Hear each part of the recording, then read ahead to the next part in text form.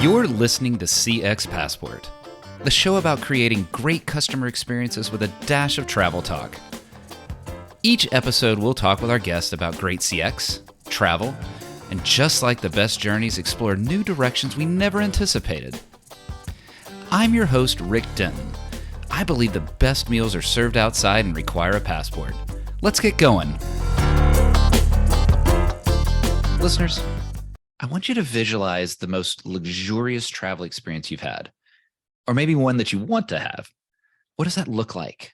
What do you see? What do you feel? Now, I want you to visualize a different experience. What if you were displaced from your home, now staying at a hotel for 4 months or longer? Maybe it's because of something tragic, like a disaster, or something positive, like a remodel or a city move. What would you want out of that experience? What defines a great customer experience in that scenario for you? Today's guest, Mike Kuenne, knows that world. While we want to talk about the CX lessons of the Ritz and the Waldorf, the reality is there's a massive amount of customer experience wisdom coming from brands on the other end of the luxury scale as well. Ignore those lessons at your peril. So I'm excited to hear what Mike has to share about customer experience. Mike, the owner and principal of Kuenne Advisory, has 25 years of experience in industry and consulting across B2B and B2C channels. His perspective includes both the hospitality space and many other industries, allowing him to bring that unique perspective to customer experience challenges. And of course, beyond business talk, you'll find Mike the owner of some wonderful travel experiences, including a stay in Athens I'll want to explore in the show. Mike, welcome to CX Passport. Thanks, Rick. Thanks for having me. Mike, it's going to be fun to explore that spectrum with you today. But let's talk about, I mentioned you have this background in hospitality. And hospitality, it's travel. It's just a product, right? A room, a seat in a metal tube flying through the air. Yet we often look to those worlds for wisdom on how we can find those great experiences. So why would experience matter if it's just a product? The way that I would look at it is that they're not mutually exclusive, right? If you take a look, a lot of times we'll say, well, is something a product or a service, but they can truly be both. I travel frequently, and it is, at the end of the day, it's a seat in a tube getting from point A to point B. But, airlines have recognized that it's not that case. Now you can differentiate that experience in so many different ways that if you have 200 passengers on an aircraft, they could have 200 different experiences, starting with their booking channel, the fare they paid, the seat they selected, the meal they chose. So they're certainly not mutually exclusive. And, that transcends travel, certainly. You mentioned earlier, you can have the Ritz or the Waldorf on, one end and an economy hotel on the other end. You can have a great experience in both. You can have a disappointing experience in both.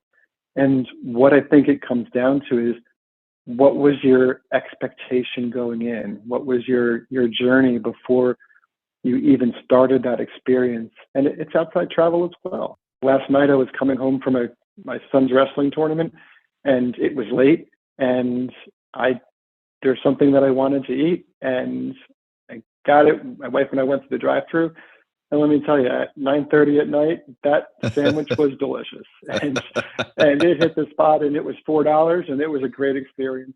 Yeah, let's unpack that a little bit, because I chuckle about you mentioned coming off of wrestling. My daughter's in drill team. It's her senior year in high school. So we have had many of those experiences where it's the 10 o'clock at night, 10:30 at night.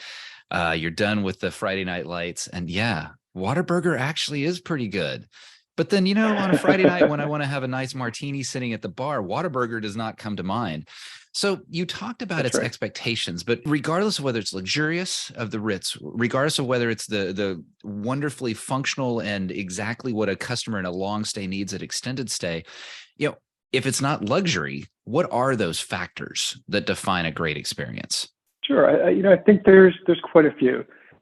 Certainly price is always one, right? And you can say price, you can say value, but there is a need or desire to make sure that when we go into something, it meets that expectation. And I use that word expectation purposely because it matters.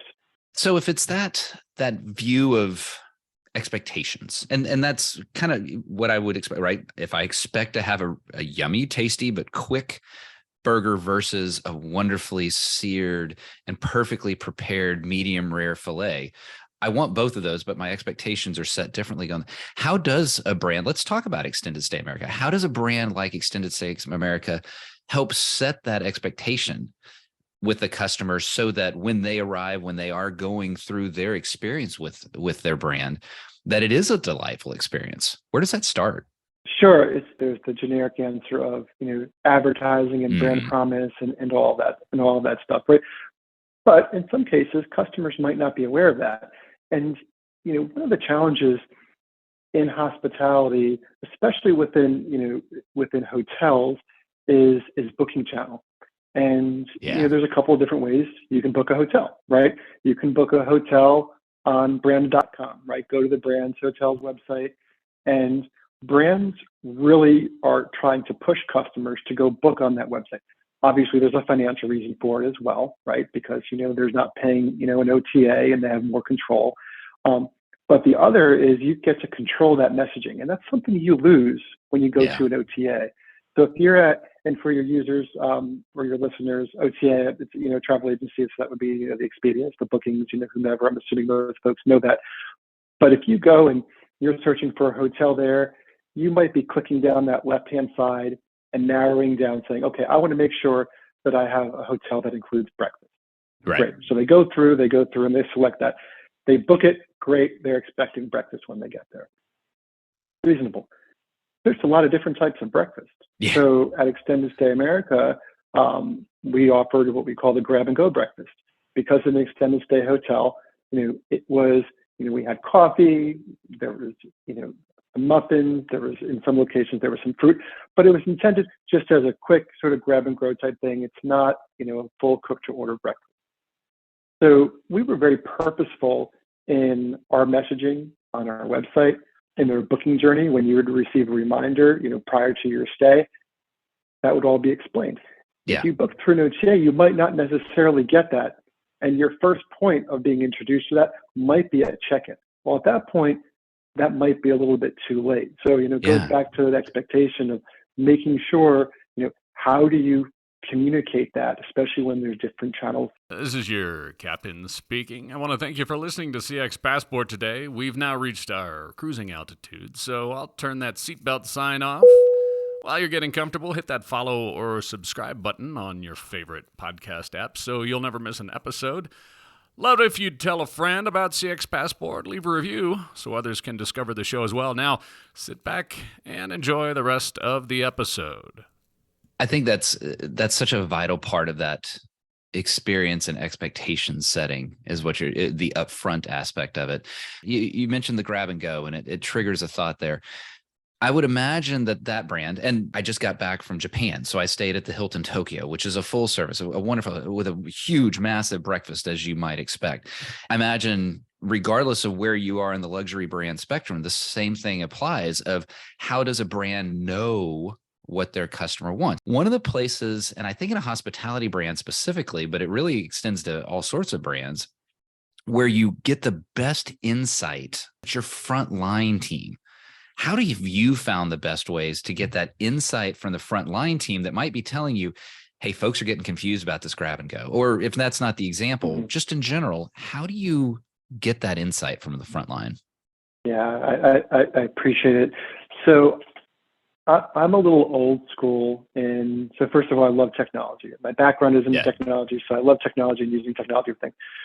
But sometimes, Rick, there's no substitute for feet on the ground and getting to know the people who, I'll talk about hotels, who are running the hotel. So the people who typically know the most of what's going on in the hotel, it might be the general manager, but it's only the general manager if they have a great relationship with their back of house team and the front of house team, your housekeepers, your night porters, your GSRs, your guest service representatives. Those are the people who know what's going on in the hotel. And probably most of all, especially in the extended stay segment, the housekeepers. They are interacting with the guests. They're in the guests' rooms. They truly understand, what's going on. How you get that? There is something that we did at extended stay, and a lot of hoteliers, I'm sure, do it in different ways. It's a morning quick hits meeting, and it's 15 minutes. It's not scripted, but what it is the general manager and all the staff that's there for that shift talking through the day. Most important thing is it's not omnidirectional. It's hearing from the staff as well and creating a culture. And this is where you get into employee experience, which blends very importantly with customer experience, creating that culture of trust where people speak up. And you create that culture in those meetings by recognizing people's birthdays, by recognizing them in front of their peers when a guest makes a comment about how their room was clean, how a guest makes a comment about how they were cared for, how they felt like this was a home away from home because they know the name of their pet who is staying with them. That stuff matters. And when you create that culture, and when you have that culture with your associates, which we call them, or your employees, and they feel comfortable bringing that type of stuff up. When you take that and combine it with data that you have from surveys, because surveys still have value. Oh, yeah. NPS still has value, right? Yes. Right.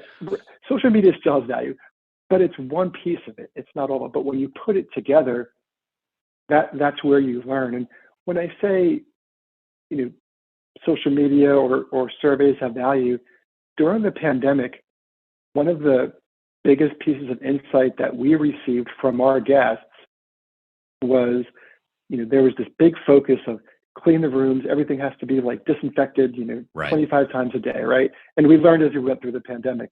But what we actually found is our guests wanted us in their rooms less.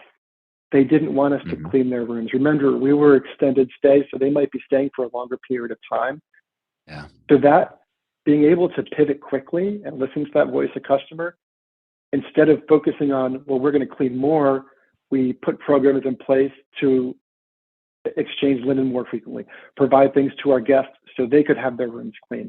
And it was critical for us, and it really, really helped us address, what our customers were asking for.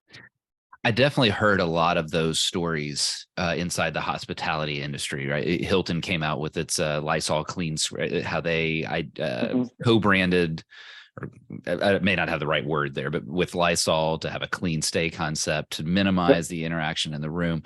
And so hearing that at Extended Stay America makes absolute sense, especially if, and what I really like about the story you shared there was that there was the initial thought of we should clean more. Let's make sure the customer feels secure by the overzealous cleaning. And the customer told you, no, I want something different. And it's that listen and act aspect of it that makes the difference. If you just looked at a score and saw that people were, okay, they're satisfied or whatever, and did nothing with it, but it's the act on what they told you that made all the difference. Can I ask you, something you said that hit me is the idea of the housekeepers have the best insight. And I think that may be true in any company, whatever the housekeeper equivalent is in sort of an organizational hierarchy. They're probably the ones closest to the customer, but often have the least amount of voice. How have you seen companies be successful at ensuring all voices throughout the organizational hierarchy, especially those closest to the customer, are really getting heard? There's mechanisms that we had internally where through a mobile app or through company communications where people can submit ideas, and there's programs and recognition around that. The reason that I sort of focused on that one-on-one interaction is in many times in hospitality, especially in certain markets, housekeepers, room attendants, English might be a second language.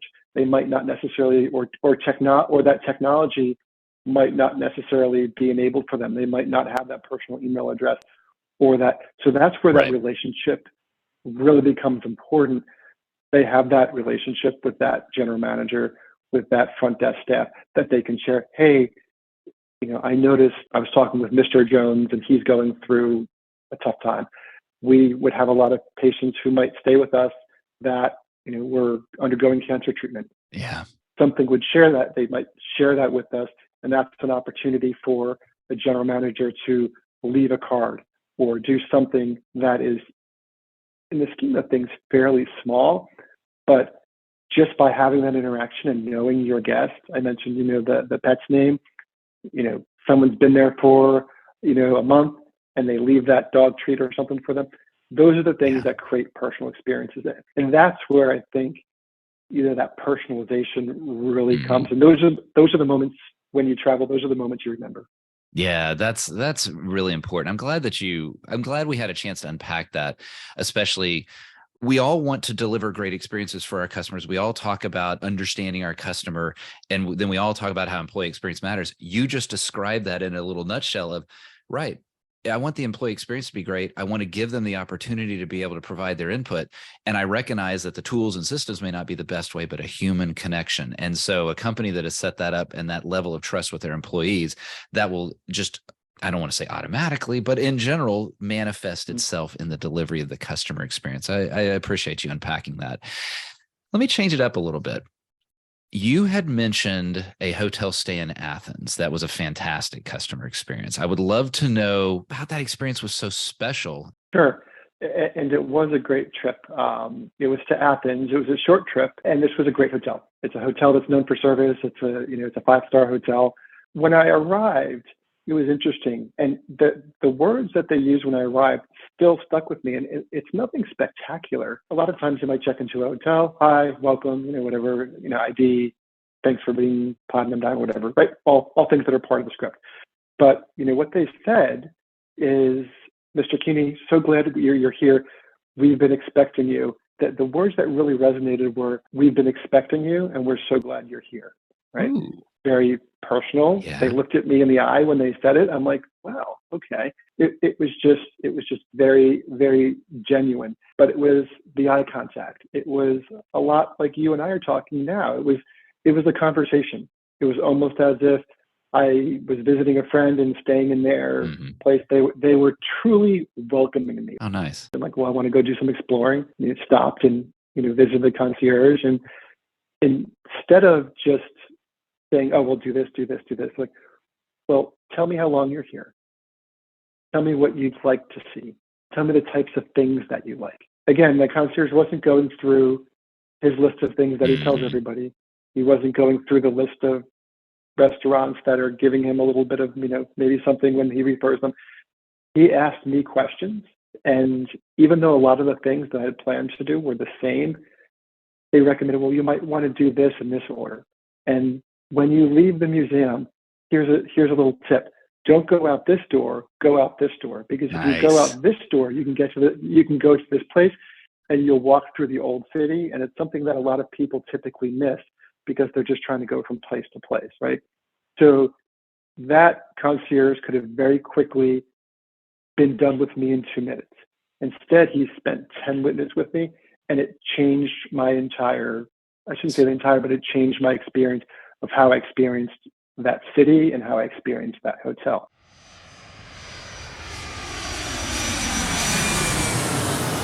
Well, Mike, after that kind of travel, I know Athens is a long way from Charlotte. And we're talking about Athens, Greece, not Athens, Georgia, but Athens is a long way away from Charlotte. And so it can be nice to take a little rest. Now, thankfully, the hotel you stayed at gave you that kind of experience and delight.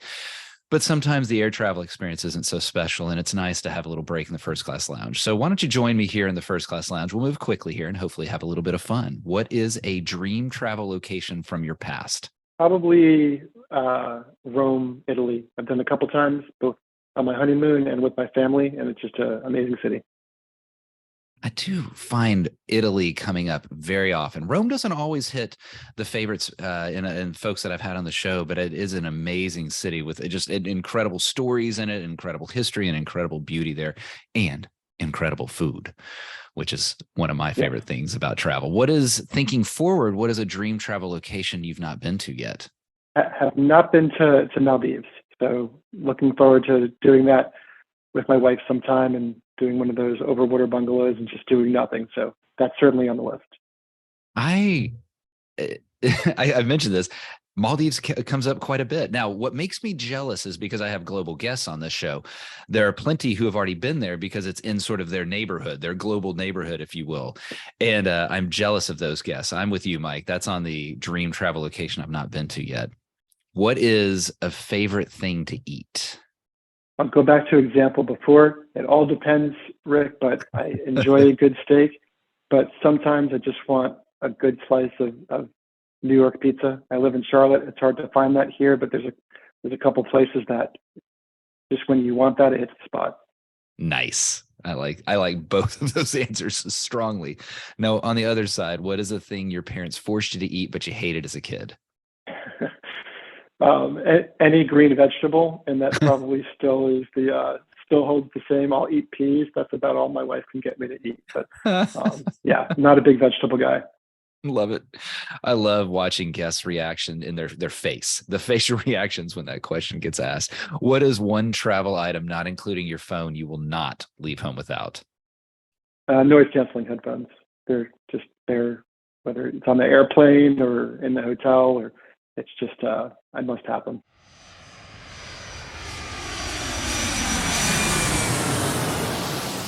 Yeah, Mike, I definitely agree with you on the noise canceling headphones there. Mike, I want to talk about how you get great experiences created and understood across an entire organization, right? If we think about the airlines, there's an operational element to it, or any industry, there's an operational element. There's a financial element. There's all these things that are roles that might feel they're not close to the customer, but they are. They have this impact on the customer. So how do you bring customer love, customer story, or just customer interest into those roles that they don't see themselves as customer facing? Sure. Yeah. It's two things, Rick. And you said the word stories. I want to build on that. So stories are important.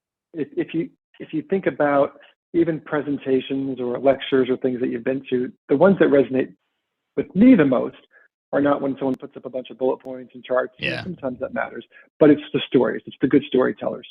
If you can find a good mechanism, whether it's a video or meetings or whatever, to tell stories about the why of what you do, and people who maybe aren't customer facing understanding the why of what they do, I think that's critical. It's very easy, whether you're in finance, HR, operations, sales, whatever, to maybe lose sight of what your business does on a day-to-day. But if you're in a headquarters or you go to a building which maybe isn't the primary place where you interact with customers, you can lose sight of that. So I think it's imperative for leadership teams of all levels to get those customer stories, and that's where voice of customer, feedback, comes in. Capture those, share those within the organization. I think that's where you start to really get and build that employee experience, and people believe in the brand. They believe in the culture. So I think that's critical. And the second is more difficult, but it can be done. And there's organizations that do this very well. Have those people get out into the business. If it's a home improvement company, have them work the store. If it's a hospitality company, get them into the hotels and have them experience what those people are do. If it's an airline, have them fly in the flight. If people can truly understand, well, this is what goes on in a hotel. Here's what a general manager is dealing with. Here's how much time they might have to do that training or learn that new process. It creates a sense of empathy. It creates a sense of understanding. That person, those people now understand. So when they're designing a new process in the future, when they're doing something that requires a response from the field, they understand, they have that perspective that they might not have had before. And there's no substitute for that than seeing it yourself. You hit my two favorites. My go-tos with clients when I'm talking to them about that is storytelling and get your butt out there. The impact of story. I've told this on the show many times. Sorry, listeners, for the rerun here, but it is when I worked at a home equity company, when I was an employee there, or a home equity division of a larger financial services company. And I was brought to tears in town halls with some of the stories that were told. And we're talking about a financial product here, but it's how it was applied for the customer. I imagine at Extended Stay America, as you describe some of those guests going through incredibly impactful medical treatments to help either improve or even save their lives, what those stories must have been like, that where they returned home to at the end of the day, at the end of the treatment, providing a place of respite and comfort, really brought that customer connectivity to bear for people across the entire company, regardless of role. Absolutely. There was an example, Rick, that a general manager shared with us during one of our general manager certifications. And children live in our hotels as well. Some families, they're moving or they're going through, a tough time. And you think about Halloween, right? And there was this example of apparently there were a lot of children in the hotel. It was in a place where they really weren't able to go trick-or-treating. Right. Staff recognized that. They dressed up. They bought candy. They bought different things. So then the kids could go around, room to room for the rooms that were participating and have that experience, right? And that's not something that's in a training manual. That's not something you can teach, but that's something as part of culture of truly understanding, what we did. It's not just that box that you sleep in. It's that experience. So, similar examples, but that stuff only happens if you create the right culture that people want to do that. That is, not only is that a beautiful story to talk about the culture, but I imagine that was an impactful story as it was told across the organization. It warmed my heart hearing it. I can only imagine, had I been an employee or associated with that brand, what it would mean to me to know that those children who are going through whatever difficult or transition element in their life, that they had that opportunity. Mike, I'm shocked. We're kind of running low on time here, but there's something that I wanted to ask you about. I alluded to total VOC and how it is, stop, survey, and score, start, listen, and act. And it amazes me how I still come across clients that are, voice the customer. That means the survey. Go out and get that. And I agree with you. I'm not anti-survey, but I'm anti-only survey. And I'm curious have you had that experience in your advisory, that working with clients that have that gap in experience of what true customer experience approach should be? And I'm curious what those stories might be, and then how you help transition them forward. How do you help them go, I guess, let me say it, go beyond the score? Yeah. And you saw me smile. Absolutely. I get that question a lot. And it's important. If you go and you type customer experience into a search engine, NPS probably is one of the first things that pops right. up. And NPS is great. I mean, yes. NPS is great. It's important. It's a good metric. I'll give you an example. So short answer to your question is yes, absolutely. There was a client I was working with last year who was having the conversation. Seasoned executive said, "Hey, Mike, we need someone to help us implement an NPS program." And I said, "Okay." So I said, "I can do that. I'm not sure that's what you want, but let's talk. So tell me what you're trying to do," right? So typical consultant answer, it depends, right? So had some more conversation with them, and it's okay. NPS is great. Surveys are great. So I can get you an NPS score. I can get you a CX score. Let's pretend like it's 6 months down the line. We've implemented that. You've got a solution. It's great. You've got charts. You got graphs. You have a number. So what are you going to do with that number? There was the same silence that you and I are having right now. And how are you going to change that number? And then the third question, which is somewhat related, is how do you know what relevancy that number has? But if you have an NPS of a 40, okay, and the next month you have a 60, and then the next month you have a 20, what are you going to do with that information? Do you know why it was up to a 60, and do you know why it went back to the 20? And you and I giggle a little bit because we're practitioners. We understand that, but a lot of times folks won't go deeper than that. It's all within context. That NPS could have gone down to a 20 for a telecommunications company because they had a big outage. Well, it's important to know that. It's important to know the context of why that happened. So, like anything, data is important. Information is more important. Understanding the information is when you really start to have insights. End right there. That's perfect, Mike. I mean, that's like almost VOC, voice of the customer 101 in a nutshell. And that is so what the score is. It's what you do with it. Mike, brilliant. Mike, if folks want to know a little bit more about that brilliance, if they want to connect with you and learn a little bit more, what's the best way for them to get in touch with you? Yeah, I appreciate you asking. You can certainly go to KuenneAdvisory.com. It's tricky to spell, but I'm sure your users will have a way to get to that. And that's the best way. It talks a little bit about what we do. And I enjoy having conversations, enjoyed talking with you, Rick. Hopefully it comes across in my voice. I'm passionate about it, not just as what I do for a living, but just sort of in my everyday life. I like working with people, serving people. So Nice. if I can be of help to someone, I'd be happy to have a conversation. Awesome. Well, Mike, I will definitely get that in the notes so that folks can access that directly with a link. If you just stop down there and click it. Mike, it was great talking with you today. I enjoy having a conversation with someone who cares about the customer as much as I do. You may care about them even more, it sounds like. I love how humanity wove its way as a theme throughout today. The idea, even at the employee huddle aspect of it, and how we really get at that human level of connectivity. Your Athens story really brought that to bear as well. And closing out with just the practical reality of the score is irrelevant. It's what you do with it. Mike, that is so true. And I'm glad that we landed and ended on that theme.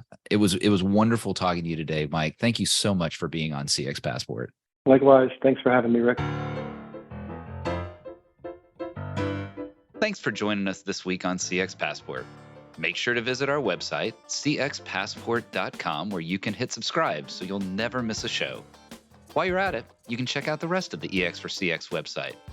If you're looking to get real about customer experience, EX for CX is available to help you increase revenue by starting to listen to your customers and create great experiences for every customer, every time. Thanks for listening to CX Passport, and be sure to tune in for our next episode. Until next time, I'm Rick Denton, and I believe the best meals are served outside and require a passport.